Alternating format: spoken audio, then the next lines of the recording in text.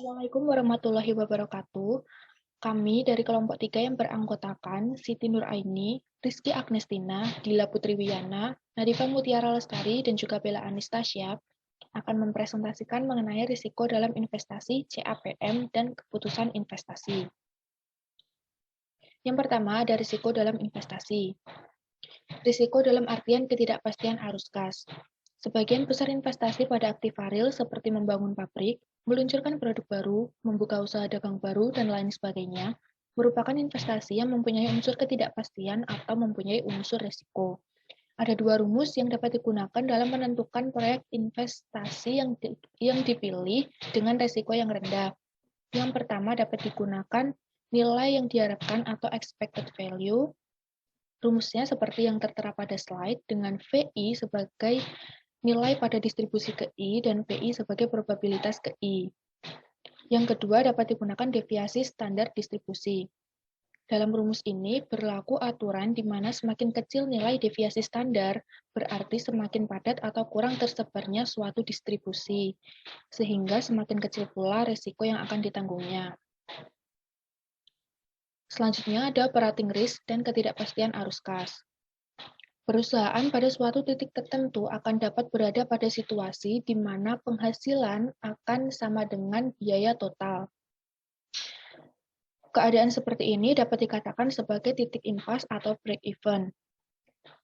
Cara memperoleh titik impas atau break-even point dapat digunakan rumus seperti yang tertera pada slide, di mana V sebagai biaya variabel per unit, FC sebagai biaya tetap total, P sebagai harga jual per unit, dan Q sebagai unit yang dihasilkan dan dijual.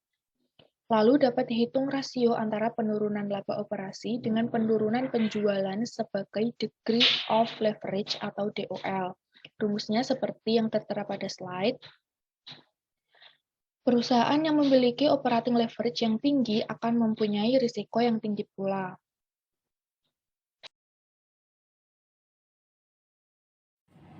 Berikutnya ada risiko proyek. Apabila ketidakpastian arus kas digunakan sebagai pengukur risiko, maka semakin tidak pasti arus kas tersebut, maka semakin berisiko proyek tersebut.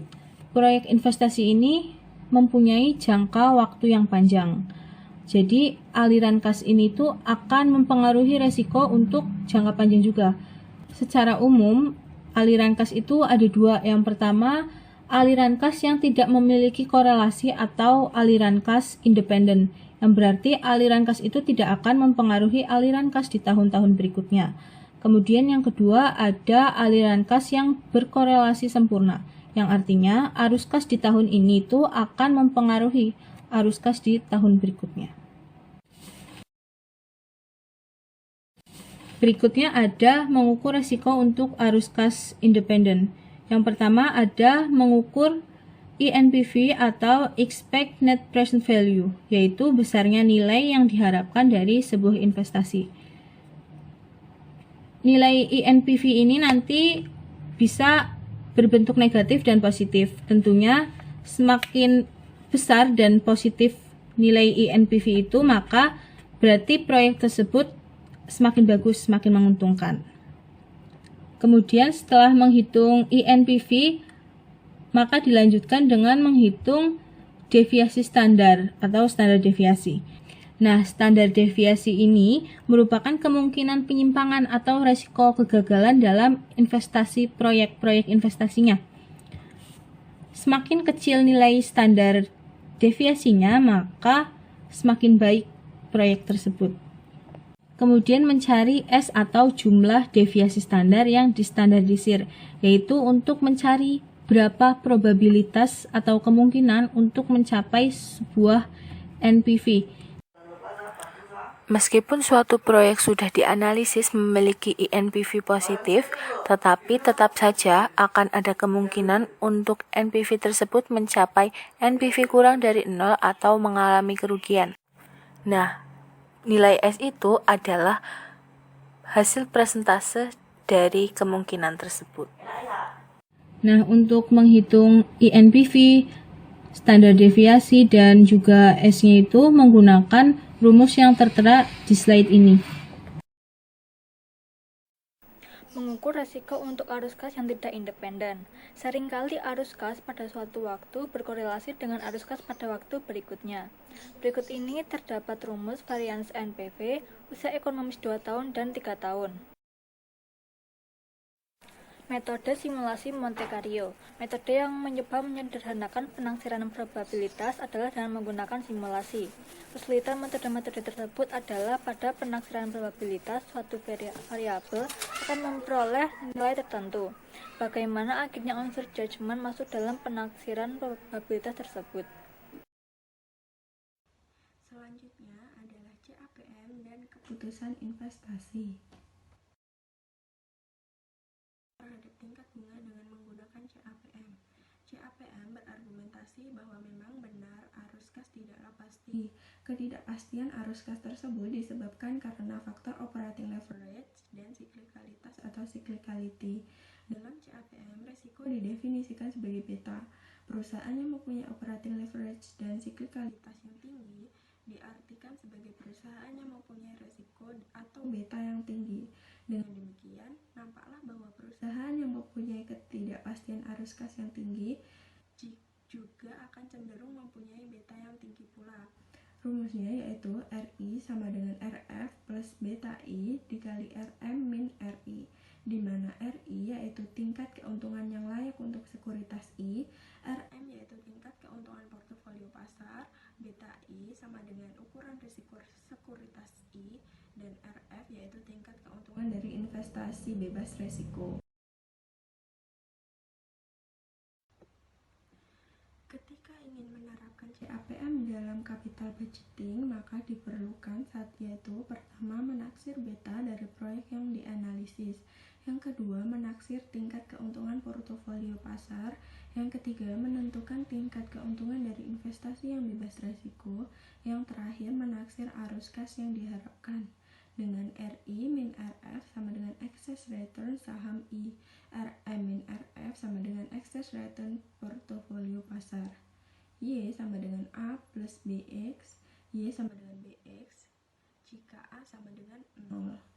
Di mana RI yaitu tingkat keuntungan yang layak untuk sekuritas I, RF yaitu tingkat keuntungan dari investasi bebas risiko, RM tingkat keuntungan portofolio pasar, Y yaitu RI min RF, X RM min RF, dan B sama dengan beta. Untuk mengeluarkan pengaruh hutang yang dipergunakan, kita mengasumsikan bahwa investasi dibiayai dengan 100% modal sendiri. Dipergunakan rumus sebagai berikut. Beta IU sama dengan beta I per 1 plus 1 min T dikali B per S, di mana beta I sama dengan beta dari saham, beta IU sama dengan beta perusahaan seandainya menggunakan 100% modal sendiri, T sama dengan tarif pajak penghasilan, S sama dengan nilai modal sendiri, dan B sama dengan nilai hutang. Diversifikasi bisnis.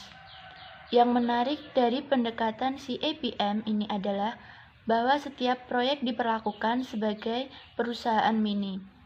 Hal ini berarti bahwa risiko proyek tersebut tidak dipengaruhi oleh risiko perusahaan. Demikian juga dengan profitabilitasnya, kecuali menimbulkan efek sinergi. Pendekatan CAPM menolak investasi yang semata-mata dilakukan untuk diversifikasi. Setiap investasi hendaknya dinilai dari NPV-nya, bukan karena investasi tersebut merupakan diversifikasi ataukah tidak.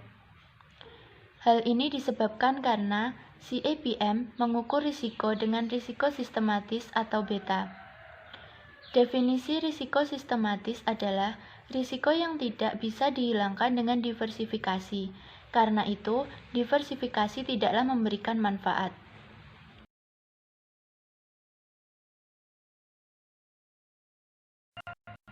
Analisis sensitivitas. Analisis ini bertujuan untuk mengidentifikasikan variabel mana yang paling peka terhadap profitabilitas proyek. Apabila suatu variabel dinilai sangat sensitif, maka analisis perlu melakukan analisis yang lebih seksama terhadap variabel tersebut. Faktor yang mempengaruhi arus kas masuk bersih antara lain unit yang dijual, harga jual per unit, biaya tetap, dan biaya variabel per unit.